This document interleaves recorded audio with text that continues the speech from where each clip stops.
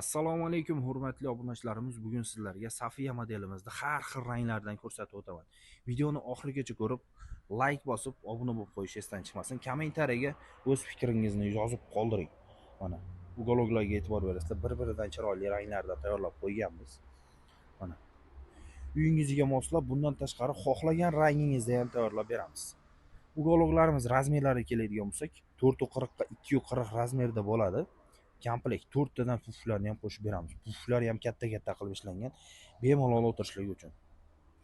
Materiallariga e'tibor berib qo'yasizlar. Materiallar ham Xitoyda premium qimmat materiallardan bo'ladi. Dizaynlari ham o'ta chiroyli dizaynlarda chiqqan. Komplekt stollarigacha bo'ladi. 4 tadan yostiqlari ham bor. E'tibor berib qo'yasizlar.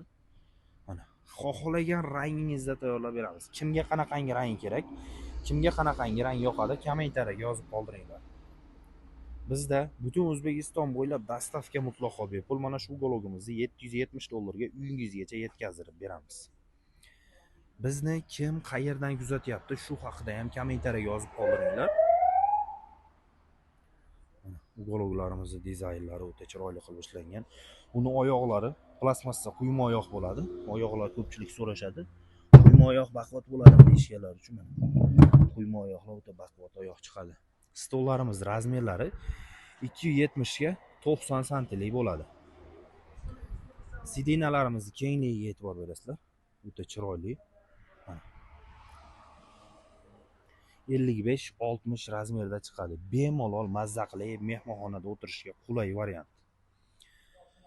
Ranglarining farqi yo'q. Safiya modelimiz $770 ga polniy komplekt, 4 ta pufik stoli, 4 tadan yostiqlari mana shunaqangi uгологи. Polniy komplekt $770. O'zbekiston bo'ylab 12 ta viloyatga dostavka mutlaqo bepul, uyingizgacha chiroyli qilib yetkazib beramiz. Undan tashqari boshqacha fasondagi uголокlarimiz ham bor. Kanalimizga o'tib ko'rishlaring mumkin. Har xillardan kanalimizga joylab qo'yganmiz.